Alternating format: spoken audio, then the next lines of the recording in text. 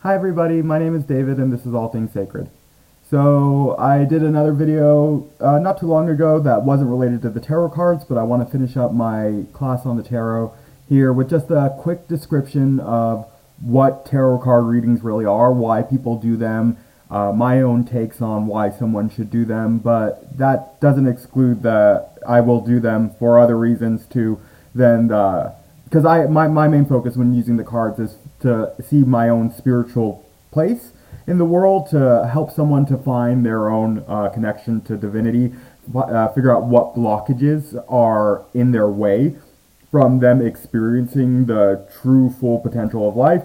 But there are many reasons that a person could use the cards, and I've been practicing lately with myself too to use the cards in various other means as when focusing on material ideas such as work or relationship, home, money, anything really that you could think of. You can apply the tarot cards and ask them a question for, and they will. It's often when you look at it in the materialistic fashion, these materialistic ideas, that you actually get some exciting shows that certain cards will stand out, and you're like, oh, that's a little bit too uncanny to be just a coincidence.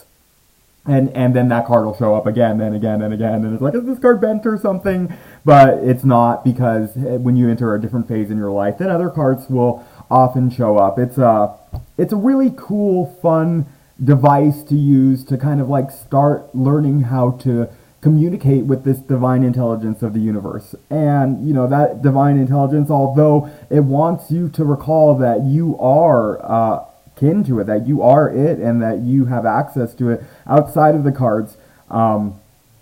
It is nice to see, or it makes sense that the divine intelligence is also so loving and compassionate that it wants to give us insight into even these material, smaller topics that are everyday commonplace to most people. And so the tarot cards have gained a reputation more so based on that, rather than using them as a tool of self-realization, using them as a tool of finding out the true nature of oneself. That's how I talk about it mostly in these videos, but that's not what most people use the cards for. The cards can be used for many different things, but that's the main idea that a lot of people have latched onto, is that the cards can be used as a means of fortune telling, so to say, of giving insight at least into a person's current situation. This might be a mental situation in addition to a physical one, one's mental state. And I give a lot of readings that are seem therapeutic in that nature, that seem psychiatric in that the cards are acting as a series of archetypes that tap into a person's subconscious so that they can deal with these issues in a visual, interactive storytelling medium, rather than having to deal with these issues in, just how they're happening. A lot of times, for us to be able to work through a lot of our issues, a lot of our inner problems, things that are blockages to us, obstacles that we create for ourselves, it's actually better to deal with them in a story-like, visual, fantasy type of fashion, so that we can, play the part of whatever character it might be who has to deal with whatever situations they go through. And by doing that type of visualization techniques, we can learn to deal with it on our own. We gain inspiration, we gain power from our own insight into these visualization fantasy techniques. And this can be even more different than just watching a story, reading a book, or watching a movie. Will have similar effects, and that's why reading is so beneficial, because it really helps one to be more empathetic, sympathetic, and understanding of everyone and their own situations in life. But when we can apply our own creative power into the visualization, even if we're not having to write our own story, but just to visualize it in a very quick fashion, this brings a lot greater potential for the healing capability that it has, because the story then is so unique to ourselves. And then the tarot is a very quick way to to get that. And although you always aren't necessarily involving your own creative outlook into the story of the reading. I often find that when I give people readings, they will add in as I go along, so that it helps to cater it to their own the potential that the reading has for them to own it and for it to really be their healing. And that's the number one reason that I think the cards should be used. People could become obsessive easily with the cards, and that's the danger, probably where one of the superstitions that you don't give readings to yourself comes from, is that it's easy to become very obsessive when reading the cards, when you realize that they are going to truly give insight, and that even at times you'll give yourself a reading or you'll get a reading, you won't take the advice, and then you'll find out the consequences of not taking that advice, and you'll be like, oh, whoa, wait a minute, that's a little bit much. And so you'll start doing readings all the time, that's how you pick up a deck, a lot of people do, and they're like, oh, I need to read the cards for myself, and that's fine. There's nothing wrong with that, especially when one's becoming acquainted or one's honing their skills in a different way. Sorry, 1 minute, I forgot to do something to make the video a little cleaner.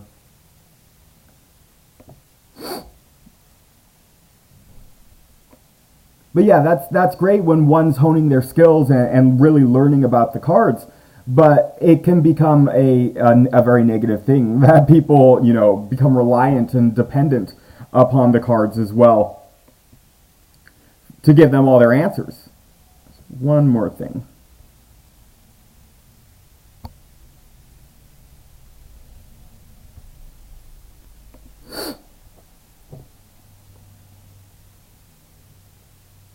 Okay, and that makes sense where that superstition comes from, and it's really hard to look at your own situation objectively, because a lot of us will have situations in life and we'll be like, oh, I'm in the right. I'm obviously in the right. That's the stance that most people will take in any situation in their life. But the cards aren't always there to tell us that. A lot of times the cards say like, hey, you might be right about this or that, but did you ever consider that this is harming you?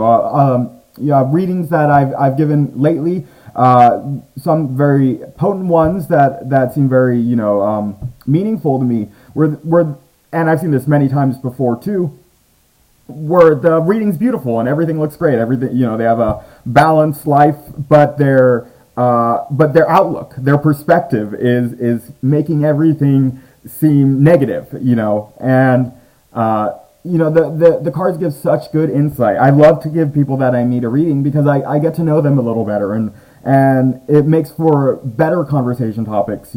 We, instead of these small talk, the cards, if you bring that out right away, a lot of times it helps to create an open atmosphere. Sometimes that can be a little frightening for people, though. The cards, so they can be used, obviously, as I talk about in all these videos, as self-realization tools to understand the forces of the universe. They can be used as psychotherapy tools to delve into the subconscious as an individual. They can be used as fortune-telling, pure divinatory tools so that you could gain insight into a certain situation and the future, even of that situation to an extent. You could use the cards to call upon these various energies, which can be, sometimes dangerous if a person really is unbalanced and they start calling upon all this fiery energy. It definitely won't help them. It's good to find a teacher, someone who can tell you what these energies really are, so you don't just go trying willy-nilly. I mean, granted, that is the best way for you to gain a relationship with any one of these forces, because you'll get to meet it face to face.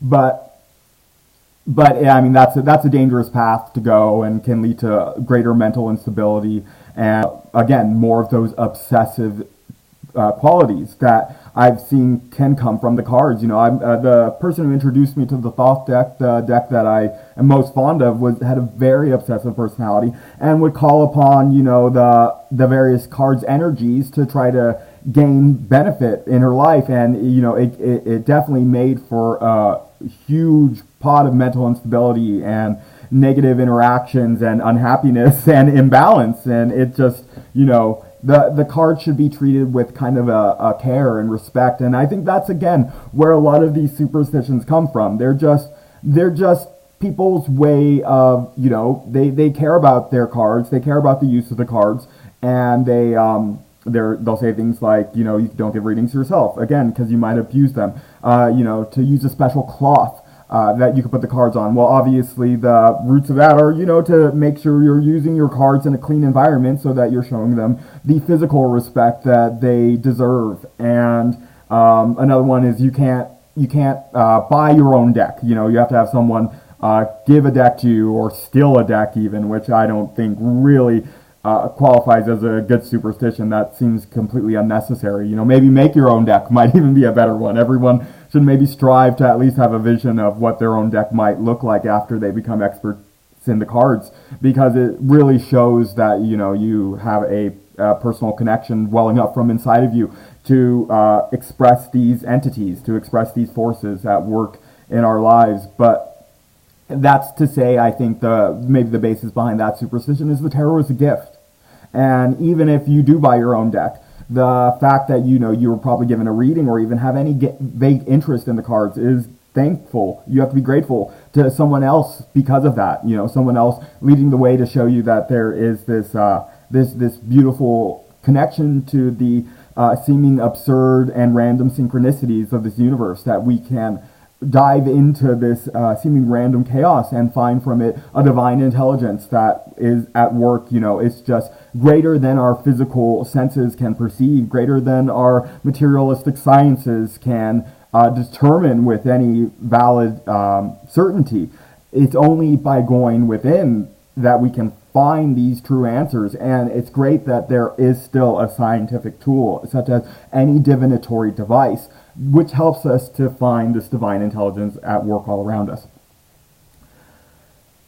But yeah, so those are maybe some of the few superstitions concerning the tarot cards. Those are some of the reasons why people will give themselves tarot readings. Different ways to view the use of the cards, whether it just be for your materialistic, your psychological, or your spiritual, your soul path. You can use them in any way to connect with whatever it might be. But one thing is for sure, when you start to use the cards, it's obvious that there is some greater force at work in this randomization of the cards. Because, you'll pull the cards and they'll just be so spot on. We can read horoscopes all day and they're very broad, but a lot of times with a good tarot reader, they will be able to use the cards and become very, very precise with the what it is that they are saying is going on, and it'll often be chilling to a lot of the people when it's their first time getting a reading. And yeah, that's it's obvious that something else is going on here.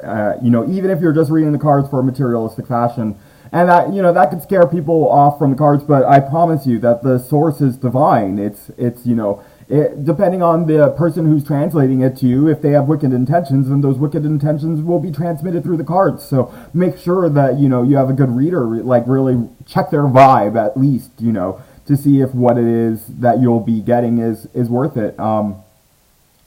The tarot is a great tool that I think, one other thing before I do a quick reading, I want to talk about some aspects that you should always look for in a reading. Things that, you might not think right away, but they're actually really basic after you've done a reading a few times, really become comfortable reading cards for another person, which I highly recommend to anyone who's interested in the cards, not only to just read the cards for yourself, but to practice with someone, maybe someone else who's learning the cards as well. I'm happy to practice with anyone, too. If anyone wants to read my cards and I can read their cards, and we can, I can help in exchange, anyone who's learning to exchange some pointers and stuff. And some of those pointers would usually include to look at a reading in a spread, and I'll talk about spreads in a moment, too. It's all very straightforward.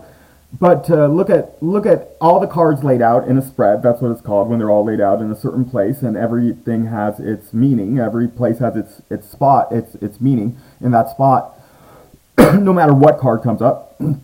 And to look amongst all the cards, say there's a 10-card reading, that's what I plan on doing, the Celtic Cross, and say they're all water cards. That's something that you might not realize right away, or 6 of them of the 10 are water cards.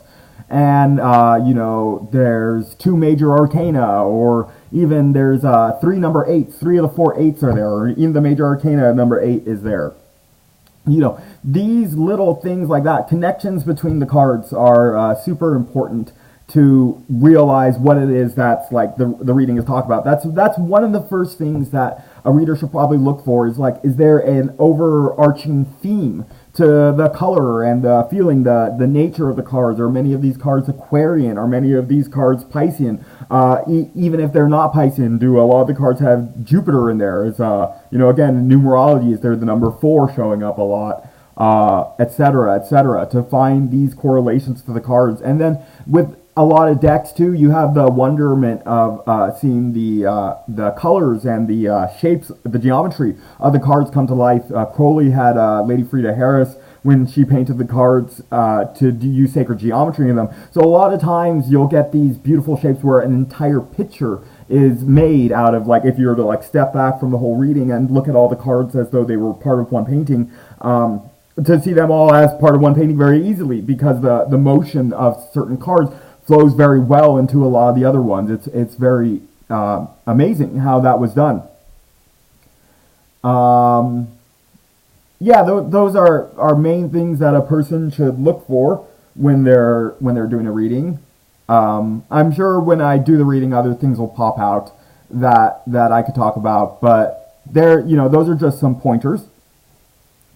And then in addition to that, what is a spread? Well, a spread, this is why I was talking at the beginning of the video, why I was giving all the various reasons why a person might want to use the cards, is because this will show up in a spread a lot. So a spread, you know, you can have a relationship spread, where one card in the spread might mean how you view the other, and the next card might mean how they view you, and what the other you know, gives to the relationship, and what you give to the relationship, and what you're unable to see and what they're unable to see, which would be very different from a spread that's about 2 choices, where this card will mean like the benefits of this choice, the repercussions of this choice, and the overall outcome, and the other side will have the benefits, repercussions, and the overall outcome of another choice, you know, and something maybe in the middle to weight the 2 together to find a sort of balance. Like what it is that you should be taking from the situation as a whole, maybe what it is that you're unable to see. A lot of spreads have a card that's like the insight into what it is that is going on. And then there's just general readings that are about, like, you know, you could do, again, so spreads could be any size. It could be 1 card, and I've seen people who use the entire deck. And I don't know if I would ever give a reading that would use the entire deck. It would be a very long reading, and it would definitely cost a pretty penny. It would take a lot of energy to do something like that. The person that I did see, I saw someone else getting a reading almost with a look of horror on their face by maybe about the 30th card. He was going over this other person's entire life, and I mean, that's doable. And I would do it. You know, everything's worth a shot, but you're gonna have to pay me. I'm not gonna go through that willingly, probably, because it's not only a lot of energy for another person to work with. It's a lot to work with from both ends, for sure, is all I'm trying to say. But you know, you could do a daily card spread. A single card is a great way to really learn the cards. You can. When you first, you know, you get a deck and you're all excited, well, just give yourself a single card. Don't even look through them, you know, just shuffle them up and give yourself a single card. And meditate on it. Really, like, do some research then on what that card means, and, you know, look at as many various areas as you can to find the meaning of that card, and meditate on it. Get to meet that card, and figure out how it relates to you. Of course, that's going to be your first thing. You're going to get something like, you know, sorrow or defeat. And you're like, well, what is this? How am I defeated? How am I? I'm sorrowful. This is right. And you're just going to be concerned about that. But just also, you know, in finding out your connection to the card, just find out the card on its own.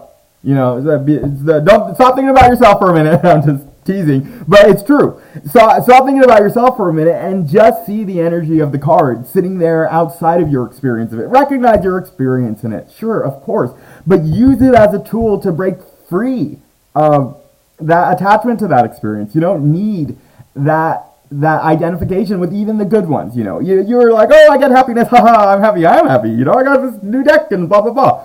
But when if you're new to the cards and you're experiencing that, be like, oh, step out, and it's like, wow, happiness is a lot. It's a great overabundance. But where does this come from? Why am I just gaining this happiness from an external thing? Happiness itself is this energy that isn't reliant upon anything. Happiness is its own force, just like the sorrow.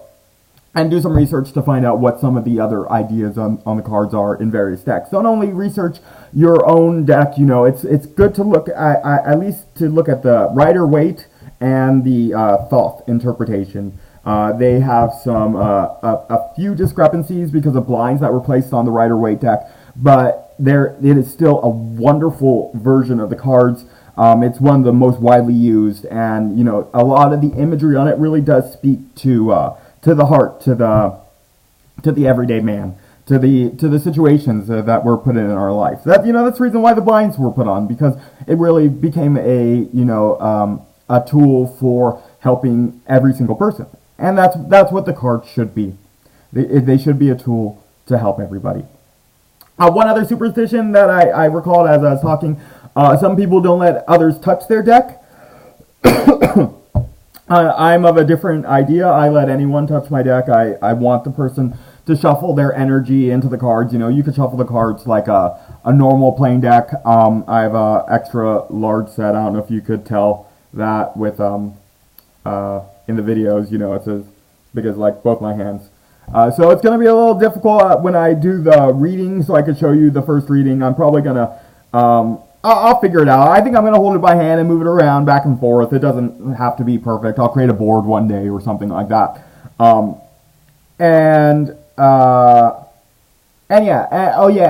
I do clean the cards, and that's again a very superstitious kind of thing for like me to do. The way I clean the cards is I go through all of them, and I completely I take a single card and I mix them up all again. Sometimes I'll put them back in order too, and then I'll mix them up again after that.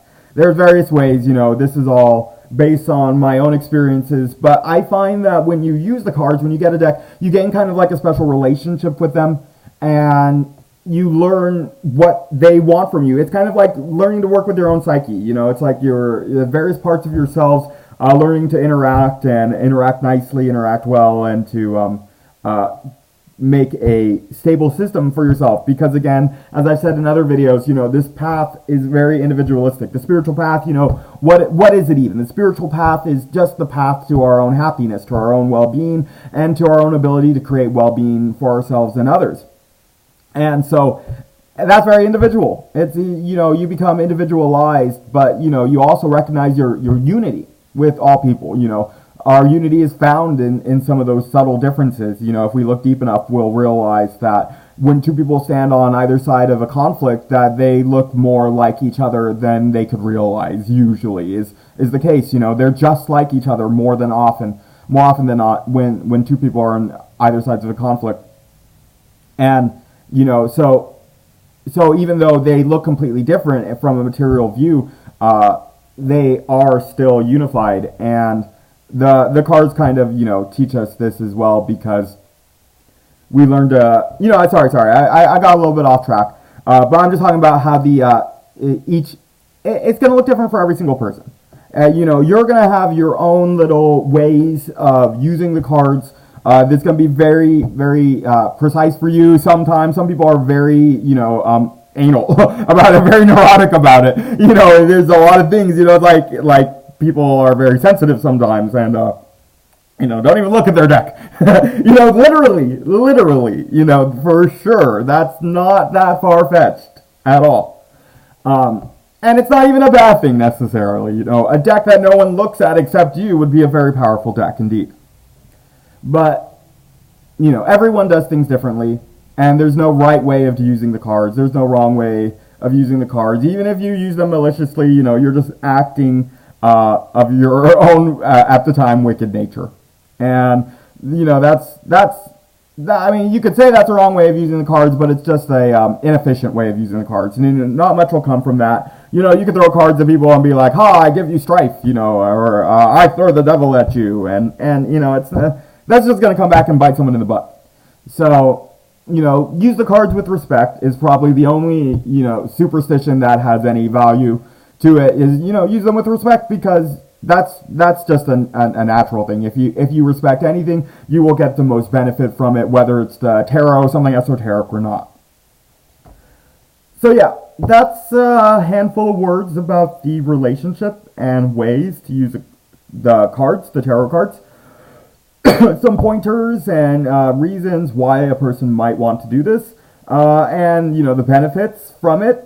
I can't really think of any repercussions, you know, except the obsessiveness that a person can develop. But again, that's not from using the cards, that's from their own nature, you know. We can't use the cards as a scapegoat for something, you know, great or evil. We have to, you know, take responsibility where responsibility is due.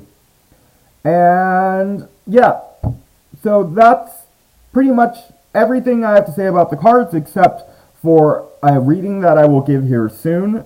This will just be a general reading. I might do a couple readings, actually. I was thinking of just doing the Celtic Cross for an explanation of the cards, and then I was probably going to do a reading for the year, which would just be to show the, you know, the glorious nature of their ability to do things that you might not think are possible, and to really reveal, you know, as can be found elsewhere, that there is something else working at unseen, you know, that's greater. And, you know, I really want to, you know, show a great example of how the cards can be used and their validity. So yeah, look for those videos here soon. Thank you all so much, and have a wonderful night.